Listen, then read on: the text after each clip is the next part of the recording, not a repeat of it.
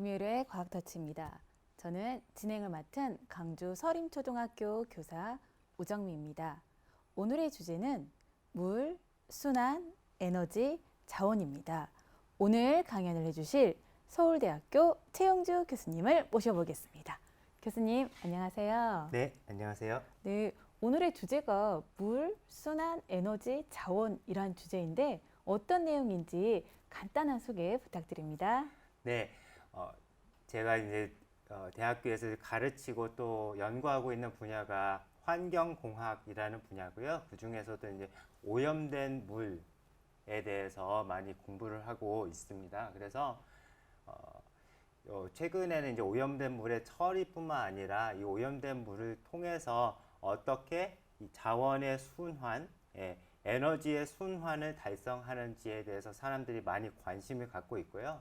또 저도 거기에 대해서 이제 연구를 많이 하고 있어요. 그래서 오늘 그 분야에 대한 제 연구를 소개도 시켜드리고 또 거기에 숨겨진 이야기들, 또 이제 숨겨진 과학적인 사실들 이런 것들에 대해서 소개를 좀 드리고자 합니다. 네, 교수님의 설명을 들으니까 더욱 내용이 궁금해지는데요. 여러분도 교수님의 설명을 듣다가 궁금한 점이 있으면 실시간 채팅창에 글을 남겨주시면 강연이 다 끝난 후에 교수님께 질문을 드리도록 하겠습니다. 그럼 지금부터 교수님을 모시고 오늘의 강연을 시작하겠습니다.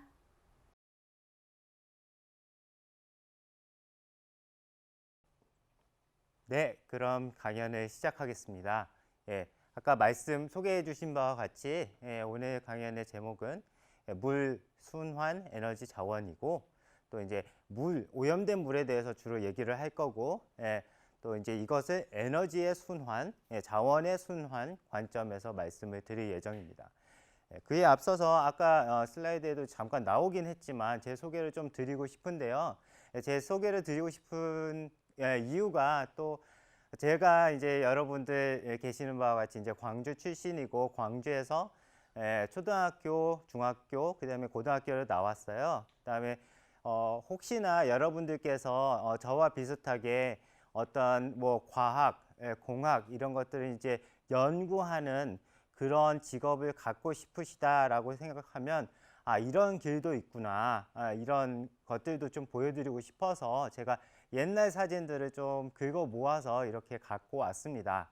그래서 저는 여기 보시는 바와 같이 광주 교대부속 초등학교를 나왔어요. 그래서 지금도 있는지 혹시 모르겠어요. 저 교복과 저희가 그때는 이제 빵통 모자라고 불렀는데 저 모자가 굉장히 트레이드 마크였습니다.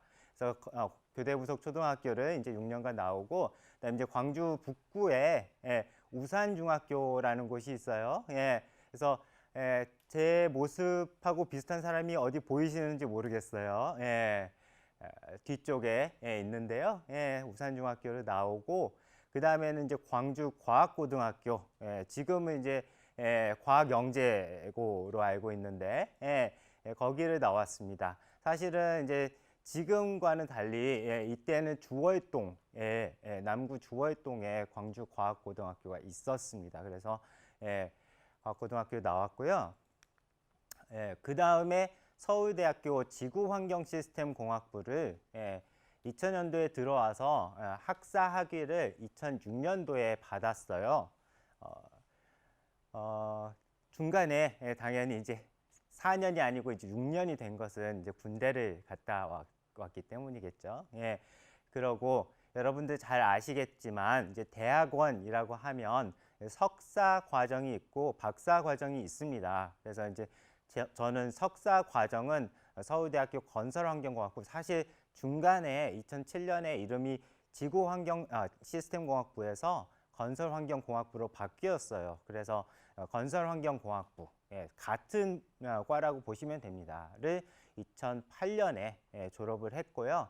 그다음에 한 1년 동안은 유학 준비를 하면서 거기 원래 이제 같이 연구를 하던 지도 교수님의 연구실에서 계속 뭐 실험도 하고 뭐 논문도 쓰고 이런 일들을 했어요. 그러고 나서 2009년에 이제 스탠포드 대학, 미국 스탠포드 대학에 가서 이제 박사학위 과정을 시작해서 예, 중간에 여기 보면은 아들도 낳았고요. 예, 결혼도 했고, 결혼도 하고 아들도 낳았고요. 예, 그리고 이제 박사 학위를 이제 2013년에 받았습니다. 그래서 이제 박사 학위 과정이 한 4년 정도 되는 거죠. 그래서 사실 공부의 기간이 여기 보시면 대학을 들어가고 나서도 한 10몇 년 이어집니다. 그죠? 그리고 보통 이제 박사 학위를 받고 나서 바로 어디 다른데 이제 취업을 하는 경우도 있지만 여기서 이제 취업이라고 하면 뭐 교수 학교로 가는 것까지 이제 포함해서인데요. 취업을 하는 경우도 있지만 또 많이들 박사 후 연구원이라는 걸 합니다.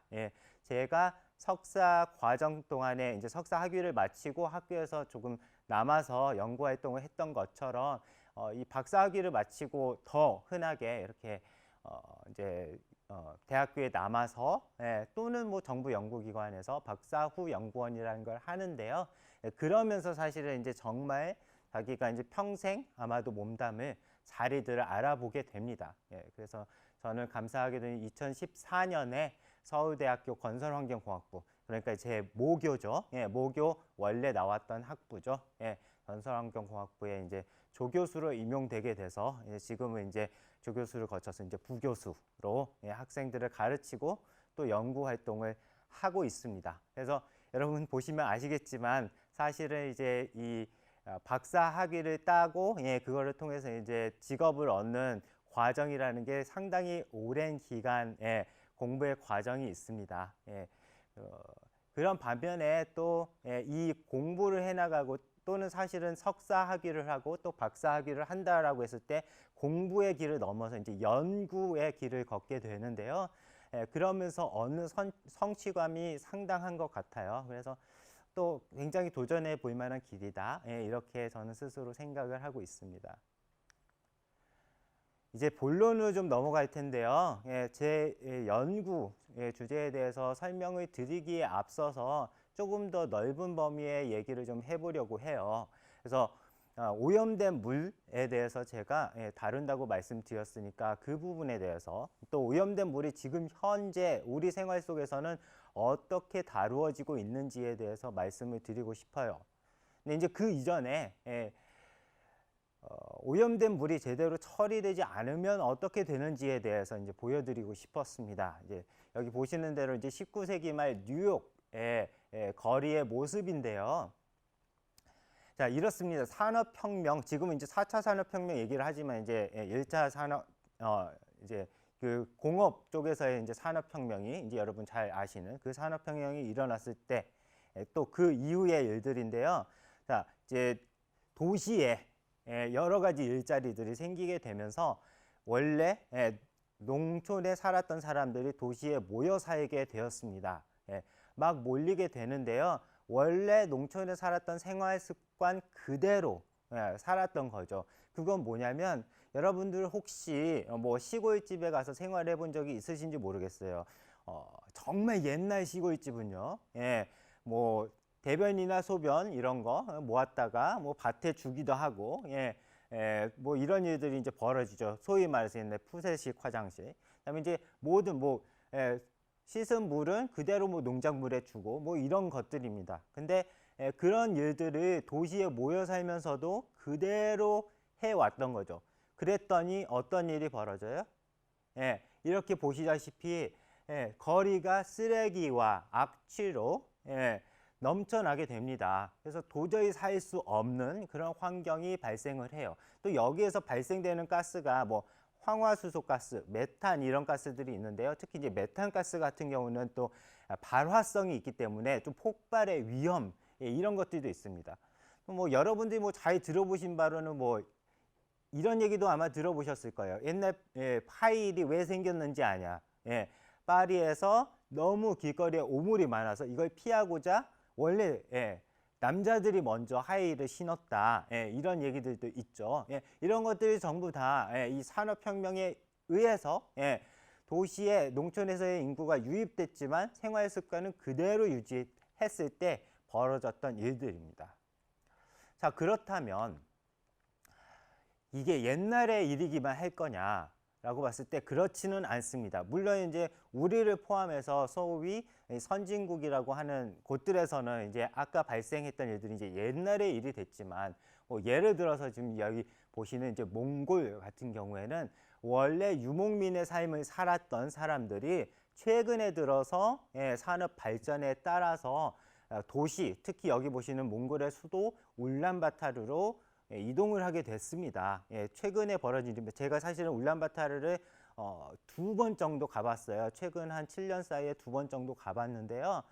정말 갈 때, 처음 갔을 때하고 두 번째 갔을 때하고 정말 많이 바뀌고 많은 시설들이 생기고 그렇습니다. 그러면서 그 일자리를 찾으러 원래 유목 생활을 했던 사람들이 여기 보시는 이제 게르라는 데서, 이제 우측 상단에 보시는 것과 같은 게르라는 곳에서 유목민 생활을 했던 사람들이 그대로 그 생활 방식 그대로 이제 도시에 울란바타르에 모여 살게 된 거예요. 아무런 시설이 없는 상황에서, 어떤 위생 시설이 없는 상황에서. 그래서 지금 현재 몽골 인구 300만 명의 3분의 2인 200만 명이 울란바타르에 산다고 하거든요. 여기에서도 굉장히 큰 19세기 말 뭐 뉴욕에서 일어났던 이런 위생의 문제, 이런 것들이 이제 발생을 하게 되었습니다. 그래서 이제 그것들이 이제 심각한 도시 문제로 현재도 많이 이제 논의가 되고 있습니다. 자, 그런가 하면 이제 영국에서는 여러분 아시다시피 산업혁명이 좀 더 빨리 발생했죠. 그래서 아까 보시는 것과 같은 이제 19세기 말에 뉴욕에서 봤던 모습은 이제 영국은 사실 그것보다 전에 일어났고, 미국의 경우에는 조금 이제 늦게 발생을 했는데, 결국은 사람들이 그래서 해결책을 낸 것은 되도록이면 빨리 도시에서 생겼던 생활 공간에서 생겼던 어떤 이제 생활 하수, 산업 폐수 이런 것들을 하수도 이런 것들을 만들어서 빼내자. 그래가지고 이제 강으로 보내자. 이런 시도들을 하게 됐습니다. 또 이제 고형물, 고체로 된 폐기물들은 또 모아서 매립지로 보내자. 이런 노력들을 하게 됐습니다. 그렇지만 이때는 처리 기술이라는 게 발달하지는 않았고, 또 이 처리를 해서 내보내는 게 과연 경제적으로 타당한지에 대해서도 사실 사람들이 그렇게 크게 썩 동의하지 않았어요. 이걸 어떻게 처리해서 내보내냐, 그냥 강을 폐수의 수로로 쓰자, 뭐 그런 정도의 생각을 가지고 있었다고 해요. 근데 이제 여기 보시는 바와 같이 그렇게 되니까 이제 영국의 템즈강 이런 데서 뭐 악취, 오염 이런 게 엄청나게 심각하게 발생했던 거죠. 그래서 여기 왼쪽 사진에 보시면 마이클 패러데이, 여러분들 잘 아시는 영국의 유명한 과학자입니다. 뭐 전자기 유도의 이론, 이런 것들 밝히고, 뭐 패러데이의 법칙, 이런 걸로 이제 유명한 그 마이클 패러데이인데요.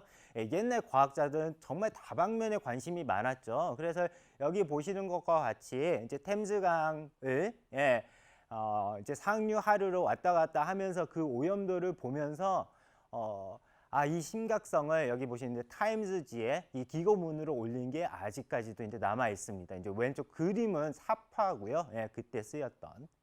그렇습니다. 여러분들 조금 시간을 써서 한번 읽어 보실까요?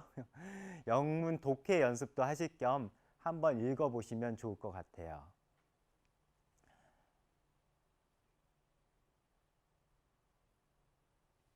네, 시간 관계상 혹시 덜 읽으신 부분이 있으시다면 나중에 더 읽어 보셔도 되는데요. 전체적인 흐름상으로는 이제 요지는 그래서 이제 그 오염도에 대해서 너무나 심각하고 이제 opaque, OPAQUE라고 하는 건 이제 불투명한 이런 거죠. 이제 너무나 거의 이제 앞이 보이지 않아서 자기가 흰 종이를 떨어뜨려 봤더니 흰 종이가 가라앉기 시작하자마자 물속에 조금 들어가자마자 전혀 보이지 않았다. 그 정도로 더러웠다라는 얘기를 하고 있죠. 이렇게 이제 오염도가 심각하다는 얘기를 하고 있습니다.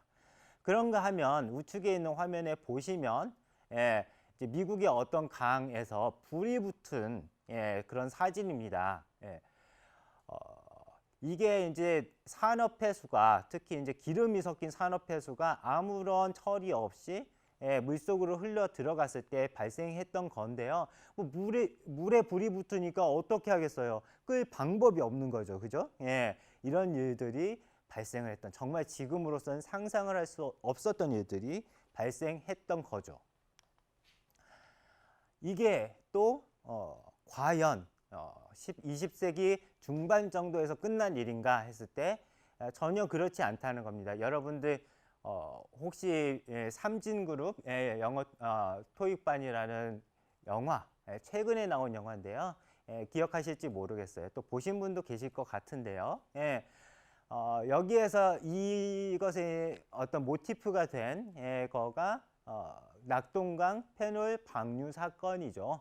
이게 여기 보시면 1991년에 발생했던 사건입니다. 그래서 우리나라에서 당연히 이제 굉장히 심각한 환경 문제로 20세기 또 21세기 지금까지를 포함해서 근데 우리나라 현대사에서 가장 큰 환경 사건으로 알려져 있는 것입니다.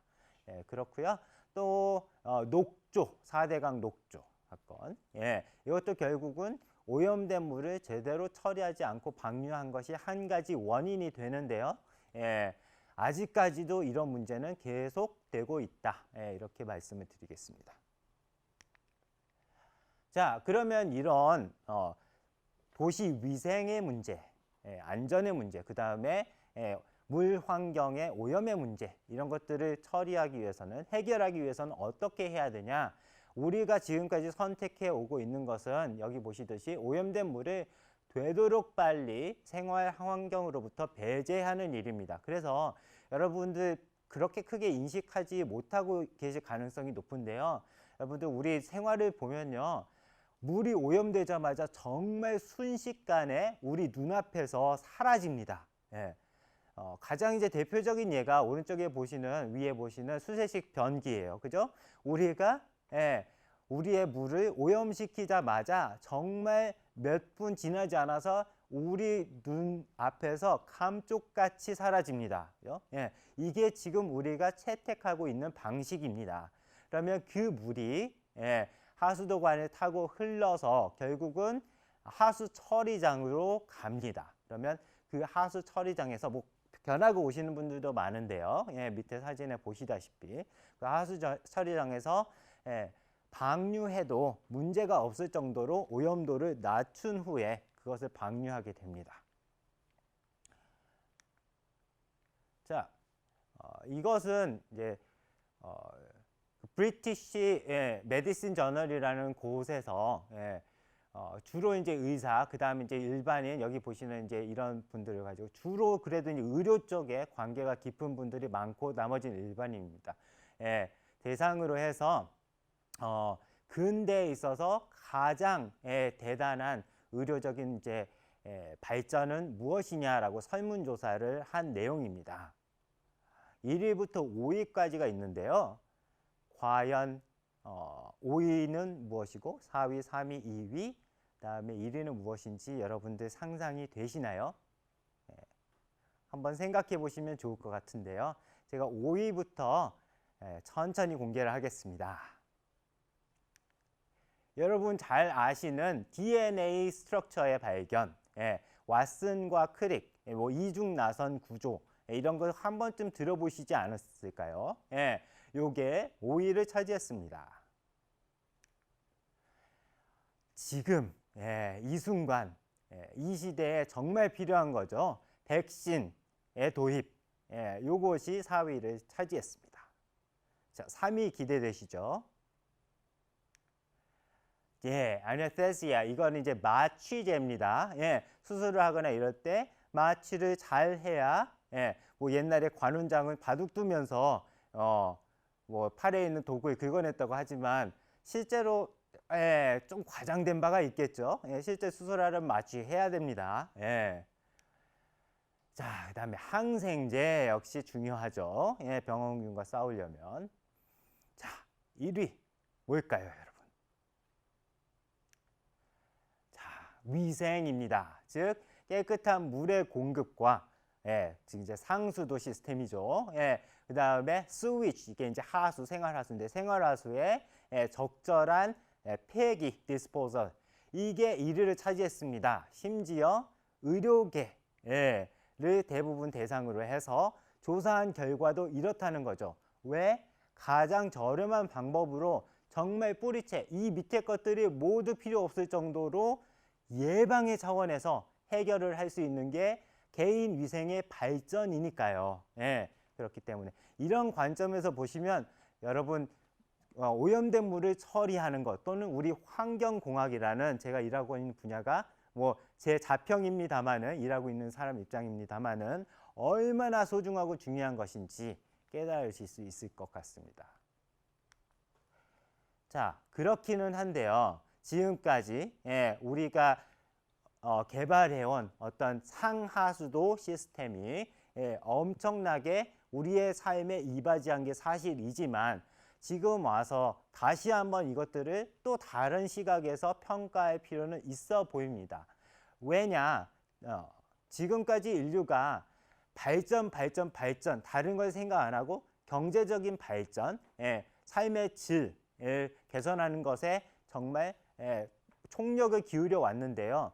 이제는 지속 가능성도 중요해졌다 이거죠. 그래서 여기 보시는 바와 같이 유엔에서도 지속 가능한 발전 목표 Sustainable Development Goals라고 해서 여기 17가지의 목표를 제시하고 있어요. 그리고 이제 여기 보시면 또 우리 물 분야에 있어서도 뭐 6번 이런 것들 굉장히 이제 중요하게 여전히 다루어지고 있는 목표죠. 어쨌든 이제 이 지속 가능성의 의미 자체는 미래 세대의 것을 어떤 것들을 이제 훼손하지 않으면서 그 가치를 훼손하지 않으면서 지금 세대의 발전을 추구하는 겁니다. 그렇게 생각해 보면 화석 연료의 고갈 이런 것들에 대해서 우리가 정말 주의 깊게 생각해야 되고 지구 온난화, 기후 변화 이런 것들에 대해서 정말 지금보다 더 크게 주의를 기울이면서 기술을 발전시키고 적용시키고 또 삶을 살아가고 이런 것들이 이제 중요해진다는 거죠. 자, 이 관점에서 다시 바라봤을 때 우리가 그냥 처리하려는 대상으로만 생각했던 이 오염된 물, 생활 하수가 있고 산업 공장이나 이런 데서 나오는 산업 폐수가 있겠습니다만 이 물을 다시 살펴봤을 때 사실은 이게 물과 에너지원과 유용 자원의 이 섞여진 혼합 물이었다는 겁니다. 물론 오염된 물이지만 이게 섞여져 있기 때문에 오염된 물이지만 이 안에 있는 성분들을 하나하나 뜯어봤을 때 이건 모두 소중한 자원이자 에너지였다는 거죠. 물에 있는 성분들, 오염된 물에 있는 성분은 이제 가장 대표적인 건 여기 보시는 것 같이 가장 큰 부분을 차지하는 건 물이고요. 물 그 자체고요. 물 자체가 정말 소중한 우리의 자원이죠. 그래서 이것들을 적정하게 처리해서 어떻게 하면 우리가 소중한 자원으로 활용할 것이냐. 공장의 냉각수가 될 수도 있고요. 또 화장실 변기물 이런 것들은 마시는 물만큼 꼭 그렇게까지 깨끗할 필요는 없잖아요. 이런 것들로 이제 잘 활용하고자 하는 것들 이런 것들이 굉장히 중요한 최근에 화두로 떠오르고 있습니다. 그런가 하면 물속에 오염된 물질 중에 가장 큰 부분 중에 하나는 이제 유기물질인데요. 사실은 이 유기물질은 인류가 에너지를 얻는 대부분의 에너지원이 됩니다. 화석연료, 유기물질이죠. 우리가 매일 먹는 밥, 탄수화물, 지방, 단백질 전부 유기물질이고 우리는 이것을 산소를 들이마셔서 이산화탄소를 내보내면서 그 에너지를 저장해서 씁니다. 오염된 물도 마찬가지예요. 이 안에 들어있는 거는 결국은 잘 회수하면 이것을 가지고 산소로 태워서 에너지를 낼 수 있는 겁니다. 또 그런가 하면 여기 오른쪽에 보시는 것과 같이 물에는 질소나 인과 같은 영양 염류들이 있고요. 이런 것들이 사실은 이제 강물로 그대로 배출됐을 때 또 호수로 배출됐을 때 굉장히 이제 큰 오염원이 되고 아까 녹조라 때 보셨는데요. 그렇지만 사실은 여기 밑에 보시는 것과 같이 식물에 주는 비료나 영양제를 보시면 그 성분이 질소인이에요. 이게 어찌 보면 당연한 겁니다. 녹조, 이것도 결국 식물과 비슷한 생명체인데 이런 것들의 생장을 촉진하는 게 질소와 인인 거죠. 그러면 우리가 작물을 자라게 하는데 필요한 것도 질소와 인인 겁니다. 그래서 이런 것들 과소중한 자원이다 보실 수 있습니다. 자, 그래서 저는 궁극적으로 이제 와서 이제 굉장히 시간이 지났는데 연구 주제에 대해서 조금 설명을 드리게 됐습니다. 서론이 길었고요. 생활화수로부터 질소를 회수하는 기술에 대해서 연구를 하고 있습니다. 그래서 멤브레인, 또는 우리말로는 이제 막이라고 하는데요. 이런 것을 활용해서 질소를 회수하는 기술에 대해서 연구를 했고, 저희는 대학교에 있는 이제 연구자들은 보통 그런 것들을 하면 이제 이런 논문으로 해서 발표를 함으로써 이 사람들이 이런 연구를 했구나, 이런 새로운 연구를 했구나, 이런 것들을 이제 알리게 됩니다. 여기 보시면 이제 저자가 중간에 나와 있는데 그 중에서도 이제 제1 저자가 오른쪽 위에 사진에 나오는 이제 이우람이라는 저희 박사과정 학생입니다. 그다음에 이제 제 이름이 맨 마지막에 있죠. 이렇게 해서 이제 저희가 이제 공동 연구를 통해서 학생들과 함께 이런 논문을 쓰게 됩니다. 여기 우측에 보시면 이제 전 페이지를 제가 붙여놨는데요. 12페이지 정도 되죠.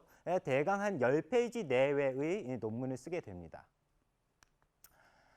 자, 이 기술에 대해서 설명을 하는 게 사실은 좀 상당히 복잡한 과학적인 어떤 지식이 들어가기 때문에 제가 다 설명드리기는 어렵고요. 그래도 조금 여러분들한테 설명을 드리고 싶었어요. 근데 그 설명을 드리기 이전에 산염기의 개념에 대해서 먼저 설명을 드려야 하겠습니다. 근데 여러분들 잘 아시다시피 산은 수소이온을 내는 물질이고 염기는 수산화이온을 내는 물질입니다. 물론 여러분들이 고등학생이시고 뭐 화학에 대해서 조금 더 관심 있게 보셨다면 조금 더 여기에서 나아간 산염기의 정의들이 있습니다만은 가장 기본적으로는 산은 수소이온을 내는 물질, 수산화이온을 내는 물질, 염기는 수산화이온을 내는 물질, 이렇게 이해하시면 되겠습니다.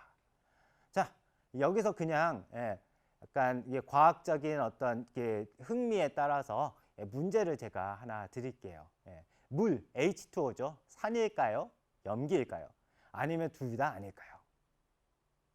어떻게 생각하세요? 정답은 사실 이 안에 없습니다. 물은요, 헬이 된다고 우리가 표현을 하는데요. 헬이 돼서 수소이온과 수산화이온이 됩니다. 그럼 뭐다? 산이면서 염기이다. 그렇습니다. 물의 양쪽성이라고 부릅니다. 이것에 대해서. 그래서 물은 산이면서 염기이고요. 이제 화살표가 좌우로 되어 있는데 이건 이제 가역 반응이라는 얘기고요. 이 가역 반응은 언제나 평형이라는 게 존재합니다. 여기서 이제 평형은 H+의 농도와 OH-의 농도의 곱이 몰 농도로 표현됐을 때 10-14가 됩니다. 제가 사족을 하나 붙여놨는데 여러분들 혹시 더 혼동되실지 모르겠어요. 실제로는요, H+의 형태로 물속에 존재하지 않습니다. 물속에 존재하는 화학종은요, H+가 아니고 물 분자에 H+가 하나 더 붙은 H3O+, 우리가 하이드로니움 이온이라고 부르는데요. 이게 실제로는 형태입니다. 이거는 그냥 약간 상식 또는 흥미에 따라서 기억해 주시면 좋을 것 같습니다. 자, 이렇게 해서 이제 pH라고 부르는 게 이제 우리 수소이온 농도예요. 그래서 pH가 낮으면 상인이고 pH가 높으면 염기로 우리가 얘기를 하죠. 그런 여기 보시는 바와 같이 H+의 농도에 따라서 나타납니다. 그래서 쭉 숫자를 보시면 어떤 규칙을 찾으실 수 있어요. 그죠? 여기 보시면 예를 들어서 제가 중간에 네모칸을 쳐놓은 H+의 농도가 10의 -7승 몰일 경우에 pH가 7입니다. 그죠? H+의 농도가 10의 -6승 몰일 경우에 pH는 6입니다. 10의 -승하고 숫자 거기 들어간 게 pH입니다. 그렇게 이해하시면 되고요. 그 다음에 여러 산들이 있는데요. 이 산이라고 하는 거는 물속에 들어가서 결국 H+를 내는 물질이잖아요. 근데 H+를 내는 상태로 존재할 수도 있고 내지 않고 그냥 붙어있는 상태로 존재할 수도 있습니다.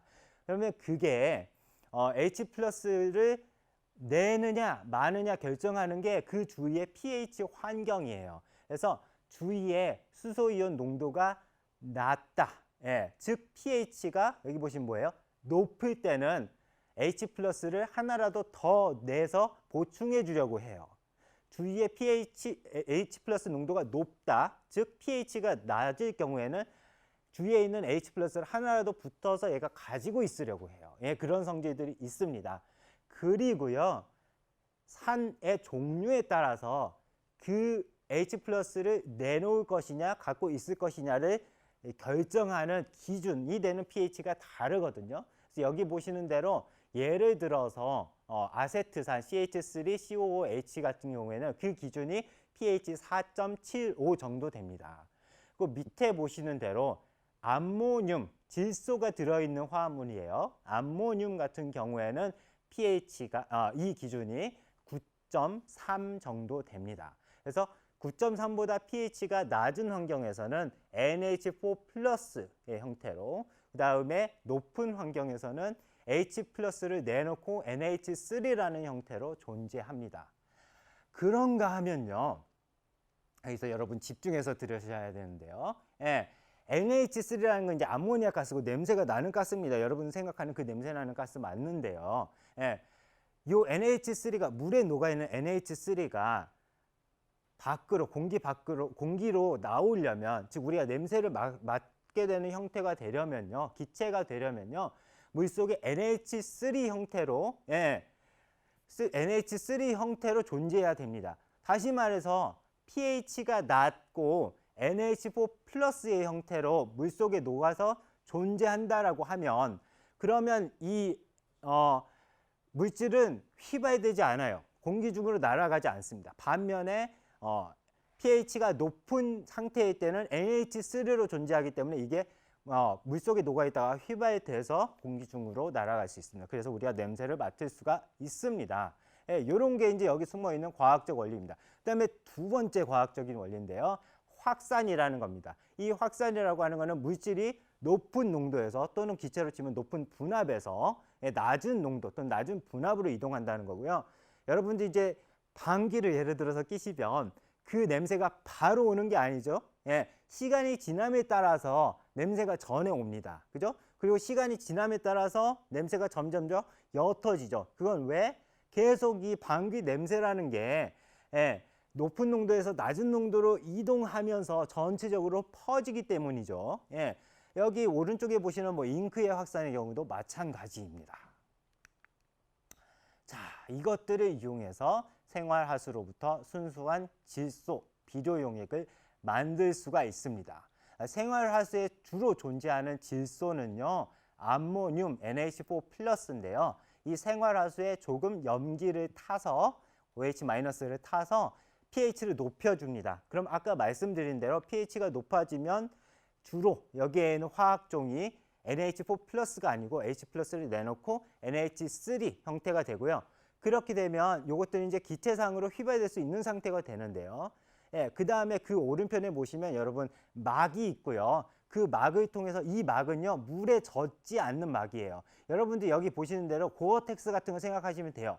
비가 와도 비에 젖지 않죠. 왜냐하면 발수성, 물을 튕겨내는 성질이 있기 때문이에요. 그래서 여기에 있는 구멍들이 물에 젖지 않고 공기로 차 있어요. 자, 그러면 공기로 차 있으면 물은 이동하지 못하고, 근데 가스 물질은 이동할 수 있는 그런 막이 되는 겁니다. 그래서 NH3가 기체 물질이 기화돼서 왼쪽에서 오른쪽으로 이동하게 됩니다. 그러면 오른쪽에는 뭘 배치하느냐? 황산을 배치합니다. 그러면 황산이 배치되면 NH3 분자가 왼쪽에서 오른쪽으로 이동하자마자 NH4+로 다시 변화하게 되죠. 그래서 계속 NH3는 여기에서 이제 계속 없어지고 낮은 농도로 오른편에서는 유지되기 때문에 확산의 원리에 의해서 왼편에는 높은 NH3 농도 또는 분압, 오른편에는 낮은 NH3 농도가 형성돼서 계속 생활하수로부터 오른쪽에 있는 용액으로 NH3가 이동하게 되고요. 이에 따라서 NH4 황산 암모늄이라는 비료, 성분인 물질을 얻을 수가 있습니다. 굉장히 순수하게 얻을 수가 있습니다. 예. 자, 실제로 이런 것들을 아까 보이시는 대로 이제 논문으로 쓰려면 먼저 어떻게 하면 적절하게 이것을 보일까 실험을 설계를 하고요. 왼쪽 위에 보시는 바와 같이 이것들을 실제 실험실에서 구현 가능한 어떤 실험 장치로 만듭니다. 그래서 여기 이제 왼쪽 편에 노란색 물이 생활하수, 염기를 탄 생활하수고요. 오른쪽에 있는 게 산용액이고요. 황산용액이고요. 그다음에 중간에 배치되는 게 밑에 사진에도 나오지만 멤브레인 장치입니다. 그래서 이것을 통해서 오른쪽 보시는 그래프와 같이 정말로 검은색 점들이 이제 생활하수에 있는 암모니아 농도인데요. 암모니아 농도가 넣어도 계속 떨어지고, 넣어도 계속 떨어지고, 그 다음에 오른편에 보시는 이게 이제 황산용액에 있는 암모늄의 농도인데요. 점차적으로 올라가서 축적되는 것을 실제 실험을 통해 검증을 하고 이 결과를 그림으로도 논문에 싣고 또 그것에 대해서 토의를 하는 거죠. 해석하고 토의를 하는 거죠. 자, 그런 다음에는 우리가 이런 대단한 연구 결과를 얻었다라고 홍보를 하러 다닙니다. 그래서 여기 보시는데 사실 이제 제가 나왔던 스탠포드 대학에 가서 뭐 이런 것들에 대해서 이제 강의도 하고요. 또 오른편에 보시면은 여기 국제 학술 대회 이런 데서 이제 발표도 하고요. 또 그런가 하면 이런 소중한 기술을 또 가능하면 제가 이제 원하는 데서 잘 사용할 수 있도록 지적재산권도 확보를 해놓습니다. 다시 말해서 특허를 출원을 해놓습니다. 이런 활동들을 어떤 이제 연구의 성과를 만들어내는 작업으로 수행을 합니다. 그 다음에 또 이제 소중한 발견했으면 그것도 잘 발전시켜 나가야겠죠. 그래서 이제 여러분 이제 동영상 감상을 하실 텐데요. 틀어주시면 이제 이것을 할 때, 이 기술을 적용할 때 문제 중에 하나가 멤브레인 표면이 오랫동안 가동하게 되면은 물에 젖어서 기체가 이동하는 멤브레인이 아니고 물이 이동하는 멤브레인으로 변질이 될 수가 있어요. 우리가 뭐 고어텍스 소재를 오래 쓰면 물에 젖을 수 있는 것과 마찬가지의 원리입니다. 물에 얼마나 젖느냐, 이 성질은 또는 젖지 않느냐, 젖음을 방지하는 성질은 여기에 보신 대로 이제 물방울을 떨어뜨려 보면 알 수가 있습니다. 그래서 이 물방울이 온전하게 좀 더 방울 모양으로 남아 있으면 더 물에 젖지 않는 거예요. 고어텍스 소재로 생각을 해보시면 물을 떨어뜨려도 또르르르 물방울 그대로 형태를 유지하면서 떨어져 나가는 거예요. 이러면 굉장히 발수성이 좋은 거거든요. 그래서 오른쪽 동영상을 한번 감상해 보시면요. 새로운 소재 산화아연 나노물질로 코팅을 하면서 여기 보시는 것 같이 거의 물방울이 제 형태를 그대로 유지하고 있죠. 그래서 이렇게 신소재를 개발해서 좀 더 오래 쓸 수 있는 멤브레인을 만드는 일도 하고 있습니다. 그 다음에 또 한 가지는 저희가 이제 황산 암모늄 비료를 만들었습니다만 이것뿐만 아니라 사실 최근에 여기 기사에 보시는 바와 같이 암모니아가 어떤 연료로서 또는 수소의 저장 매체로서의 어떤 주목도 많이 받고 있거든요. 사실 여러분 요즘 이제 수소 경제 얘기를 하지만 수소라는 가스 자체는 폭발성이 높고 인화성도 워낙 높거니와 이 압축성도 낮아서 보관하기에 굉장히 힘든 연료입니다. 이에 반해서 암모니아는 훨씬 그 보관성이 높거든요. 그래서 이 암모니아 형태로 수소를 보관했다가 NH3니까 질소 한 분자당 수소 세 분자가 있는 거거든요. 그래서 이렇게 해서 보관하고 있다가 나중에 필요할 때 질소와 수소로 분리를 해내서 그 수소를 빼내서 활용할 수가 있거든요. 근데 이러려면 우리가 암모니아 형태로 황산 암모늄이 아니고 암모니아 가스 형태로 이걸 얻어야 되고요. 그러려면 오른편에 아까 막의 오른편에 산을 배치하는 게 아니고 그냥 기체를 계속 흘려 보내주거나 진공을 걸어줘야 됩니다. 그래서 그 실험 장치를 통해서 암모니아를 기체 형태로 회수해서 연료로 써보기 위한 그런 연구도 진행하고 있습니다. 이렇게 여러 가지 활발한 추가 연구도 진행하고 있다는 점 말씀드립니다. 자, 마지막 슬라이드인데요. 제가 정말 좋아하는 문구입니다. 제가 박사과정을 했던 스탠포드 대학의 공대 본부 건물에 이런 글귀가 써 있었어요. 읽어보시면 I'm an engineer. I serve mankind by making dreams come true. 이렇게 돼 있죠.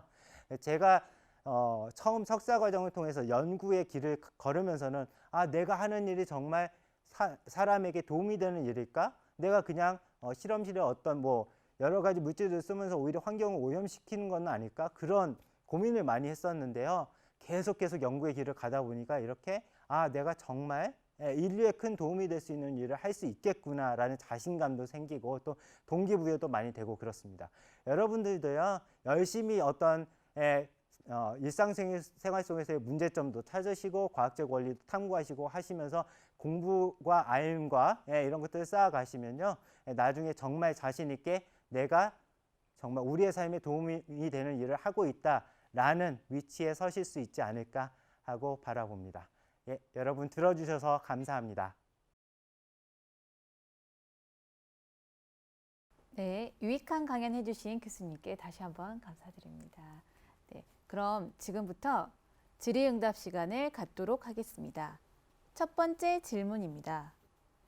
생활하수로 질소 비료 용액을 만든다고 하셨는데 환경적으로는 도움이 될 듯한데 일반 질소 비료보다 경제적으로도 이득이 있을까요? 라고 김희진님께서 질문을 주셨습니다. 정말 좋은, 수준이 높은 질문을 주셨어요. 사실은 이런 일들이 정말 우리가 이제 환경공학에서 아까 말씀하시는 것 같이 이제 뭐 자원순환, 에너지순환 연구를 하다 보면 늘 따라붙게 되는 질문입니다. 그리고 사실은 이것이 우리의 이런 기술들의 적용을 가로막는 가장 큰 요소예요. 그래서 너무나 좋은 질문이시고요. 사실은 저희가 이 고민을 굉장히 많이 했고, 사실 이 기술이야말로 이런 어떤 품질이 좋은 그런 비료를 만들 수 있는 기술이다라는 확신이 좀 들었어요. 사실은 질소를 회수할 수 있는 기술은 저희가 지금 제시해드린 이 기술 말고도 많이 있거든요. 그렇지만 그런 것들이 다 상품성이 생산된 질소 비료의 상품성이 떨어지는 이유는 이제 생활하수에 있는 다양한 성분이 있고 거기에는 좀 인체에 좀 유해할 수도 있는 성분이 있을 수도 있고 또 이런 것들에 대해서 우려도 크기 때문에 사실 이제 이거를 판매하시는 분들이 잘 가져가지를 않고 사시는 분들도 좋아하지 않죠. 그런 문제가 있죠. 근데 사실은 아까 막이 제대로 작동한다라고 하면은 하수 생활하수 쪽에서 질소 비료 쪽으로 넘어갈 수 있는 물질이 암모니아 이외에는 거의 전혀 없다고 해도 무방하거든요. 그래서 그런 차원에서 봤을 때 현존하는 기술 중에서는 정말 상품성을 갖출 수 있는 질소 비료를 생산할 수 있는 거의 유일한 기술이다. 이렇게 말씀드릴 수 있을 것 같고, 그다음에 이제 경제성 측면에서 또 하나 말씀드리자면 여기에서 이제 경제성을 해치는 가장 큰 요인 중에 하나는 사실 제가 더 말씀을 깊이는 못 드렸지만 이 염기를 투여하는 거예요. 일부러 화학 물질을 투여하는 거거든요. 근데 그 많은 부피의 물에 염기를 투여해서 pH를 높여야 하고, 그래가지고 또 다른 화학 물질은 암모니아를 회수하는 건데, 그러면 이제 여기에서 관건은 사실 투입된 염기의 가격 대비 과연 이게 경제성이 맞냐, 회수하는 질소 비료의 경제성이 맞냐라는 건데요. 이 부분에 대해서 저희가 극복을 하기 위해서 새로운 좀 어떤 가동 환경을 찾은 거예요. 사실 저희가 이제 소개해드렸던 기술 자체는 아주 새로운 건 아니고요. 저희가 아까 보여드렸던 논문의 가장 큰 요지는 사실은 거기에 있어요. 이게 정말 경제성 있게 이런 방식으로 하면 정말 경제성 있게 회수할 수 있다. 그래서 투여하는 염기의 비용보다 회수하는 암모니아의 가격이 높게 그렇게 회수할 수 있다라는 게 논문의 요지였습니다. 사실. 네. 그렇습니다. 네네. 경제적으로 이득이 있다는 네. 말씀이셨습니다. 네, 알겠습니다. 네, 다음 질문입니다. 지금까지 연구된 것 중에 생활하수에서 질소 말고 회수하여 자원으로 쓸 수 있는 또 다른 물질도 있나요? 개인적으로 물속 미세 플라스틱 문제가 많은데 미세 플라스틱을 수거해서 자원으로 쓰는 연구도 되면 좋겠네요라고 최은영님께서 질문을 주셨습니다. 아, 이것도 굉장히 수준 높은 질문. 예, 우리 듣는 학생들이 굉장히 또 들으시는 분들이 수준이 굉장히 높으신 것 네. 같아요. 예, 예, 그렇습니다. 이것도 이제 좋은 질문이시고요. 일단 자원 중에 가장 크게 생각해 볼 수 있는 것 중에 하나는 아까 말씀드린 제가 질소인 말씀드렸으니까 인에 대해서 생각을 해볼 수 있겠고요. 인도 역시나 소중한 비료 자원입니다. 예, 그래서 요거를 스트루바이트라고 해서 알갱이 모양의 실제로 비료로도 판매되는 이런 물질을 침전시켜서 만드는 그런 연구들도 사실은 많이 지금까지 진행이 되었어요. 실제 현장에서 적용이 아직 되지는 못하고 있지만 다시 말씀드리지만 이것도 이제 품질의 측면에서 사실 또 경제성의 측면에서 아직까지는 한계가 있기 때문에 적용이 많이 되지 않고 있고요. 좀 질소의 측면에서 더 말씀드린다면 질소가 단백질의 성분인데요. 네. 예, 이것들을 잘 예를 들면 미세 조류라고 하는 물질들을 키워서 이런 것들 통해서 단백질의 형태로 회수하고 이런 연구들도 많이 이루어지고 있습니다. 그다음에 이제 아까 잠깐 드렸지만 발표 중에 유기 물질 그것들 회수해서 에너지원으로 활용하는 그런 연구들도 많아요. 이제 마지막으로 이제 미세 플라스틱에 대한 얘기를 해주셨는데요. 굉장히 좋은 발상이신데 사실은 미세 플라스틱을 생활하수에서 회수했을 때 그 양이라는 게 그렇게 많지는 않아요. 그 다음에 또 이제 여기서 하는 관건이 사실은 그렇죠. 예, 그것보다는 우리가 생활 속에서 사용하는 이제 고형 폐기물 형태로 얻어지는 플라스틱을 어떻게 하면 잘 활용할까 이제 이 고민이 사실은 먼저인 거죠. 사실 이것도 사실은 실질적으로 그렇게까지 활발하게 아주 잘 활용되지는 못하는 게 현실이라서 그거에 일단은 집중하는 게 먼저일 것 같고요. 여기에서 이제 한 가지 이것도 이제 경제성에 대한 게 아까부터 이제 계속 따라 붙는데요. 이 석유에서 나오는 플라스틱이라는 게 이제 플라스틱이 이제 석유를 이제 가공해가지고 그 찌꺼기를 가공해서 나오는데 생각보다 가격이 너무 싸요. 그렇기 때문에 우리가 플라스틱을 많이 사용하는 거거든요. 가격이 원체 싸니까. 그래서 그 가격 경쟁력 측면에서 아직까지는 폐기물 재활용을 통해서 이런 플라스틱을 만든다는 게 좀 뛰어넘어야 될 장벽이 아직 있는 상황입니다. 네. 그래서 미세 플라스틱을 다시 하는 것은 조금 어렵다. 조금 어렵겠다. 네네, 그런 네네네. 말씀이셨습니다. 네, 알겠습니다. 네, 다음 질문입니다. 오염된 물에 있는 물질 중에서 질소 회수 방법에 대해 연구하셨는데 혹시 유기 물질의 회수 방법에 대해서는 연구해 보신 적이 있나요? 그다음에 또 유기 물질의 회수 방법에는 무엇이 있나요? 라고 김민호님께서 질문을 주셨습니다. 네, 이 역시 정말 좋은 질문이시고요. 네, 유기물질 회수에 대해서 제가 연구한 바가 있어요. 그래서 유기물질을 이건 이제 흡착이라고 해서 결국 이제 고체 어떤 물질이 잘 달라붙는 유기물질이 잘 달라붙는 고체 표면에 달라붙게 한 다음에 이것을 이제 잘 모아서 이것을 통해서 연료를 생산하는 그런 연구도 이제 해봤는데요.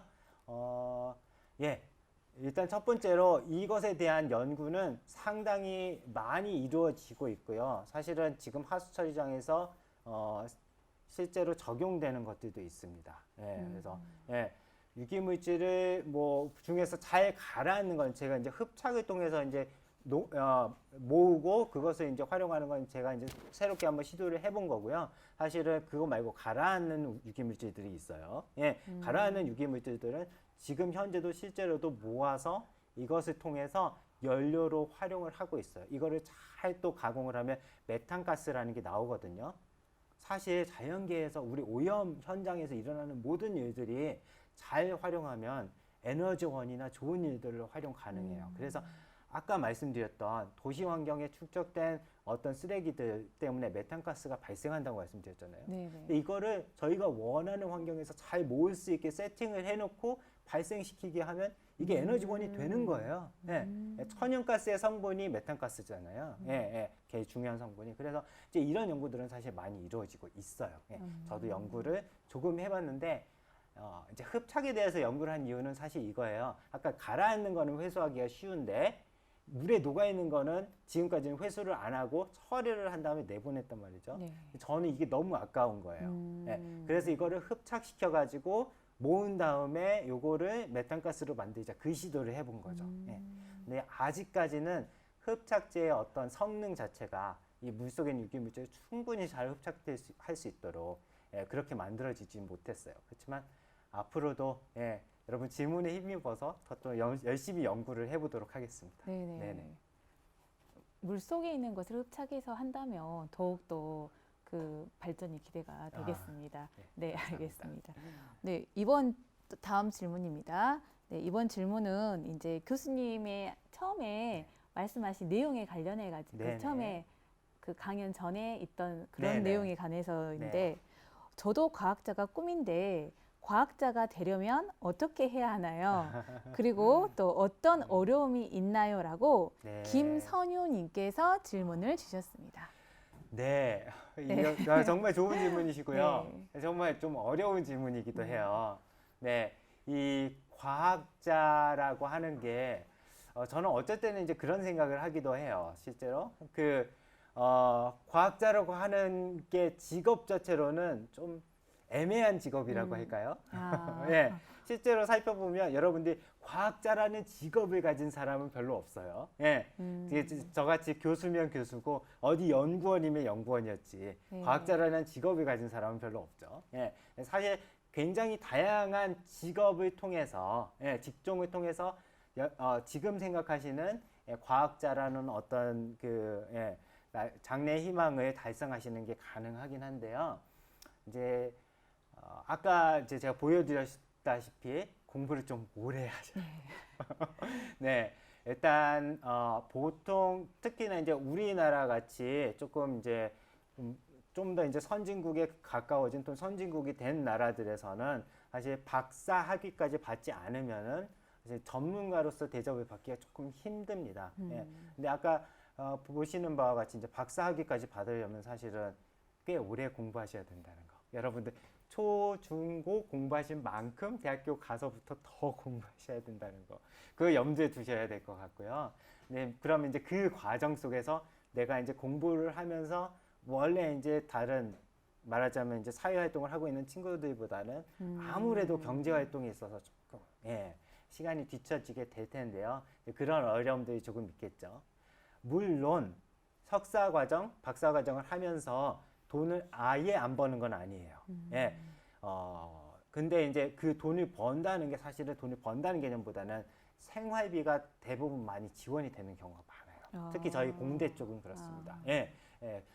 공학계열 같은 경우는 그래서 제가 이제 박사학위를 하는 경우 동안에도 스탠포드에서도 이제 생활비는 지원을 받고 이제 다녔고 물론 저기 등록금도 지원을 받고 다녔습니다. 그래서 그렇기는 한데 그게 돈을 모을 정도는 아닌 거죠. 이게 조금 이제 현실적인 문제가 되겠고요. 그 다음에 또 계속 돈 얘기를 해서 좀 민망하기도 한데 이 생각도 있어. 이런 것도 있어요. 이제 여러분들이 이제 과학자를 생각하실 때 내가 원하는 연구를 하고 원하는 꿈을 펼칠 수 있겠다라고 조금 뭐라고 해야 되지? 그냥 막연하게 생각하실 수 있는데요. 아까 여러분들 보시는 것 같은 실험 연구를 하고 이럴 때 상당한 비용이 또 역시 들거든요. 네. 그럼 이 비용은 누가 될 것이냐? 네. 라는 문제도 있는데요. 보통은 저희가 이러이런 연구를 하겠다라고 제안을 하면 이제 국가라든지 산업체라든지 이런 데서 지원을 해주게 됩니다. 근데 그러려면 그 돈을 주는 사람들한테 굉장히 뭐라고 해야 될까? 매력이 당기는 연구해야 되는 거죠. 그분들도 원하는 방향의 연구해야 될 수도 있습니다. 그래서 연구의 방향을 결정하는 게 내 자신의 혼자의 어떤 하고 싶은 욕구만으로 되지는 않는다라는 거. 그게 조금 근데 그게 어찌 보면 맞는 걸 수도 있어요. 그죠? 네. 그게 결국은 우리 사회가 원하는 방향일 수 있잖아요. 그죠? 네. 그렇기 때문에 그런 것들에 대해서 조금 더 깊이 생각해야 된다는 거. 그거 좀 말씀드리고 싶어요. 네. 요즘에 이공계가 많이 이렇게 연구를 학생들이 지원을 안 한다고 막 그런 말이 있는데 이렇게 과학자라는 그 교수님의 강연을 듣고 교수님을 모델 삼아서 과학자가 되는 꿈을 이렇게 교수님을 통해서 들었으니까 이제 도움이 됐을 것 같습니다. 네. 다음 질문입니다. 이 질문도 아까쯤의 질문과 비슷한데 석사학위, 박사학위 받으시고 박사 후 연구원을 1년 하신 것으로 말씀하셨는데 네. 보통 교수가 되려면 이런 과정을 거쳐야 하나요? 라고 네. 김민서님께서 질문을 주셨습니다. 네, 네. 예, 이 역시 이제 좋은 질문이시고 제가 사실은 이런 그 여러분들 그 장래에 대해서 고민을 하시면서 생겨날 수 있는 질문들에 대해서 조금 해소가 됐을 수 있을까 싶어가지고 사실은 앞에 슬라이드에 좀 넣은 거예요. 그래서 일단 박사 후 연구는 제가 1년 조금 모자라게 했는데요. 사실은 솔직히 말씀드리면 상당히 짧은 편입니다. 상당히 짧은 편이고 대부분은 교수로 임용되신다고 하면 교수로 임용되기 전까지 조금 더 길게 하시는 분들이 훨씬 많으세요. 저 경우에는 아까도 말씀드렸지만 운이 좋았어요. 왜냐하면 이게 이제 자리라는 게 나야지 들어가는 거기 때문에 말하자면 타이밍이 맞아야 되는 문제거든요. 그래서 이제 그런 관점에서 보면 조금은 이렇게 운도 맞아야 되고 그렇지만 무엇보다 중요한 건 자기가 이제 준비가 돼야 된다는 거, 이런 거죠.